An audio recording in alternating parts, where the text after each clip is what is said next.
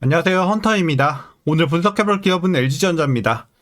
주가는 작년에 이제 반등에 성공했고 최근 약 1년 가까이 회복이 이어지고 있습니다. 특히나 이번 달 들어서는 거의 수직 상승하고 있는 상황인데요. 자, 오늘도 예외는 아니었습니다. 10%대 급등세 연출이 되고 있는 현재 구간인데, 자, 아시다시피 이제 엔비디아와의 협업 이슈가 있었고 자사주 소각 이슈 이 두 가지로 이제 오늘 10%대 급등이 나왔습니다. 자, 이런 상황에서 앞으로도 지금의 상승세 계속 이어갈 수 있을지 분석을 통해 알아보도록 하겠고요. 자, 이제 보유자분들 대응이 중요하겠죠. 특히 이제 목표가 설정이 가장 중요할 것 같고 익절 어떻게 진행을 해 나가야 될지. 자, 그리고 물려 계신 분들은 없으니까 말씀드릴 건 없을 것 같고요. 이제 신규 진입 관점까지 다양한 투자 전략도 함께 알아보도록 하겠습니다.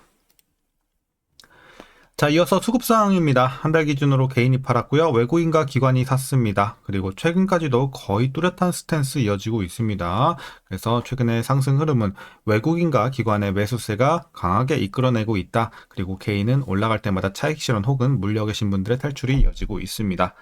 자, 이어서 신용 잔고율 보시겠습니다. 최근 1.16% 기록이고요. 이제 과거 대비해서 좀 올라왔습니다만 여전히 안정적인 수치이기 때문에 전혀 문제는 없습니다. 자, 이어서 공매도 살펴보도록 하겠습니다. 최근에 공매도 매매 비중은 거의 1%에서 한 3%대 왔다 갔다 하는 모습입니다. 상당히 안정적이고요. 대차 잔고도 최근에 좀 올라왔지만 다시 꺾이면서 크게 무리는 없는 상황입니다. 그래서 공매도 관련해서는 딱히 걱정할 건 없어 보이고요. 자, 이어서 동사 재무제표 분석 들어가 보도록 하겠습니다. 먼저 2020년도 매출부터 확인해 보도록 하겠습니다. 자, 58조, 73조, 83조까지 올랐고요. 한번 쉬었다가 횡보. 자, 이후에 다시 올라갑니다. 87, 89, 올해는 92조까지, 내년은 95조대까지 계속 상승이 이어질 전망입니다. 꾸준하게 안정적으로 우상향 중에 있고요. 영업이익 보겠습니다. 3조 9천, 4조, 3조 5천 눌렸다가 다시 올라갔다가 다시 내려갔다가 자, 업앤다운 계속 합니다. 그러니까 거의 변동이 없었어요. 3조 중반대에서. 그리고 드디어 이제 작년에 좀 크게 내리면서 저점을 잡았고 올해 회복하면서 다시 3조 5천까지 회복을 하고 있습니다. 내년부터는 계속해서 회복을 이어갈 전망입니다. 그래서 이제 저점은 이미 지나간 시기가 됐다 이렇게 보시면 되겠고요. 자, 당기순이익도 보시게 되면 이제 재작년에 저점이었어요. 오히려 당기순이익은 조금 더 빨리 저점이 왔었고 작년부터 회복 시작, 올해도 크게 회복이 이어지고 있습니다. 내년은 폭은 줄겠지만 여전히 상승세 유지 이렇게 보시면 되겠습니다. 그래서 전반적인 실적 걱정은 전혀 없어요. 연간 기준으로는. 그리고 분기별로 한번 전년 대비 영업이익만 한번 비교해 보도록 하겠습니다.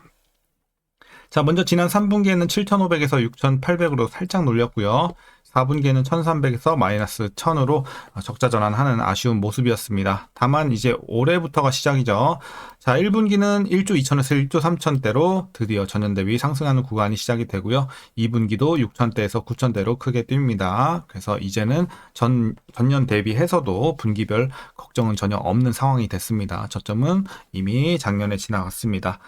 자, 이어서 부채 비율 살펴보도록 하겠습니다. 과거 170대에서 시작됐고 이제 100 중반대에서 왔다 갔다. 자, 최근에 좀 내려오면서 130대까지 그리고 내년도 계속해서 하락세는 이어갈 전망이기 때문에 지금 부채가 엄청 낮은 건 아니지만 걱정할 정도의 수치도 아니고 하락세 진행이 되고 있기 때문에 향후에 계속해서 재무 건전성은 이어갈 전망입니다.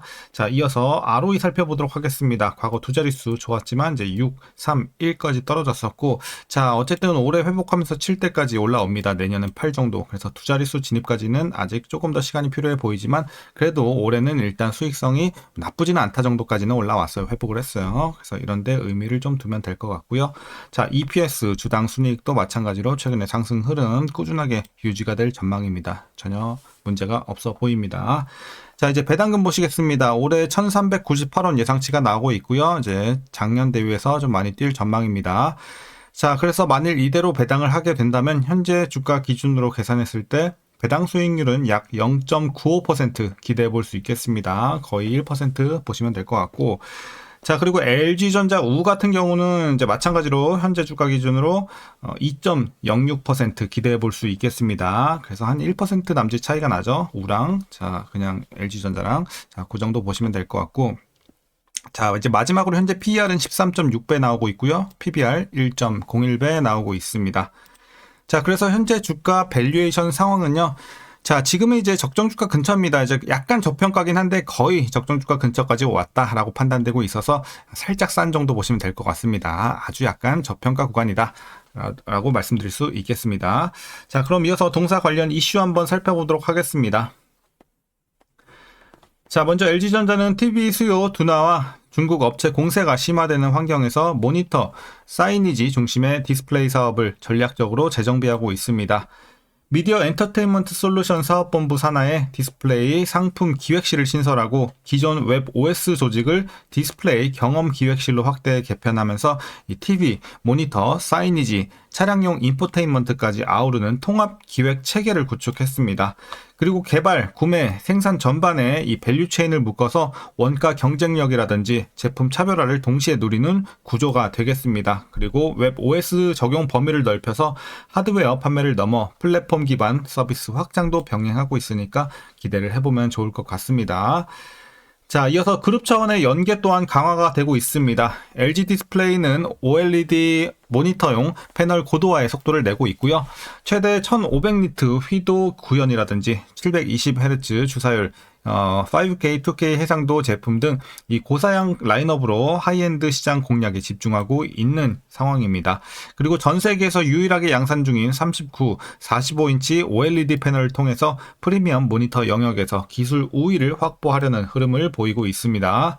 자, 이어서 주가 측면에서는 자사주 소각 의무화를 담은 상법 개정안 통과와 더불어 이 기존 소각 계획 발표가 같이 맞물리면서 투심이 크게 회복이 됐습니다. 그래서 오늘 상승의 배경으로 작용을 했고요. 자, 이어서 신성장 동력으로는 피지컬 AI와 로보틱스가 부상하고 있습니다. CES에서 공개한 홈로봇 클로이와 로봇 부품 브랜드 악시움을 앞세워서 가정용부터 산업용까지 확장에 나섰고요. 그리고 이제 엔비디아와의 협력이 이제 최근에 또 대두가 되고 있죠. 엔비디아가 이 피지컬 AI 협력 기업으로 언급을 했습니다. LG전자를요. 그래서 관련 기대 또한 확대가 되고 있는 상황입니다. AI 모델 X4원을 기반으로 물류, 서비스 로봇 등으로 적용 범위를 넓히고 지분 투자한 로보틱스 기업들과의 협업을 통해서 B2B 중심의 반복 수익 구조 구축을 추진 중에 있으니까 또 이런 협력들 기대해 볼 수가 있겠습니다. 자, 이제 마지막 이슈입니다. 생활 가전 부문에서는 미국 관세 환경 변화에 따른 부담 완화 가능성도 거론되고 있습니다. 생산지 운영의 유연성이 높아질 수 있다는 전망 속에서 전통 가전 기업 이미지를 넘어서 플랫폼, B2B, 로봇 중심 구조로 전환하려는 이런 움직임이 뚜렷해지고 있다는 관점입니다.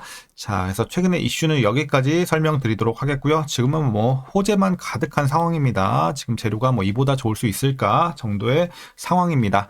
자, 그럼 이제 마지막으로 여러분들 투자 전략 설명드리면서 영상 마치도록 하겠습니다. 자, 먼저 신규 진입 관점에서는 긍정적으로 말씀드리도록 하겠습니다. 다만 뭐 엄청 추천드릴 만한 막 메리트가 엄청 크다 정도의 구간까지는 아니에요. 주가가 너무 많이 뛰었잖아요, 이미. 그렇기 때문에 진입은 가능하다의 정도의 레벨이다, 지금은. 주가의 레벨이. 그 정도로 보시면 될 것 같아요. 그래서 이제 막차 느낌의 이제 겨우 진입은 가능하다 정도로 보시면 되겠고, 사실 이제 15만원 넘어가면 이제 크게 메리트는 없다라고 보고 있는 이제 레벨의 관점입니다. 그렇기 때문에 이제 막차 정도 보시면 되겠습니다. 신규 진입은 그냥 가능하다 정도. 자의 느낌으로 보시면 되겠고, 이제 이어서 보유자분들의 대응 전략 설명드리도록 하겠습니다. 자, 이제 범위가 좁으니까 주봉에다가 표시를 하겠습니다. 먼저 목표가부터 설정하겠습니다.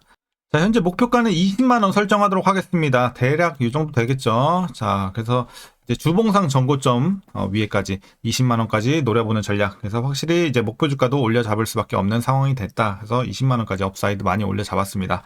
자, 그래서 이제 보유자분들 꾸준하게 보유해 나가시면 되겠고, 그러면 익절은 언제부터 시작합니까? 자, 라고 물어보신다면 15만원 라인 제시해 드릴 수 있겠습니다. 15만원부터는 여러분들 슬슬 조금씩 익절 시작하시면서 분할로 올라갈 때마다 차근차근 팔아 나가시면서 최종적으로는 20만원까지 보시면 될 것 같습니다. 그래서 분할 익절 시작은 15만원. 이렇게 라인 제시해 드리도록 하겠고요. 자, 그럼 이제 마지막으로 위에서 물려 계신 분들의 대응 전략인데요. 사실 뭐 물려 계신 분들이 지금은 없다고 보고 있어요. 그래서 말씀드릴 건 없을 것 같아요. 이제 어차피 물려봐야 여기 한 18, 19만원 여기였을 텐데, 어쨌든 지금 뭐 3년, 4년 동안 요 밑바닥에서 조금만 물타도 그냥 금방 여기까지 내려오기 때문에 사실 뭐 15만원 밑에 다 계실 거라고 생각을 합니다. 그래서 굳이 물타기 전략은 말씀드릴 필요가 없겠다라고 말씀드리면서 오늘 전략 여기서 마치도록 하겠습니다. 자, 그럼 오늘도 시청해 주셔서 감사합니다.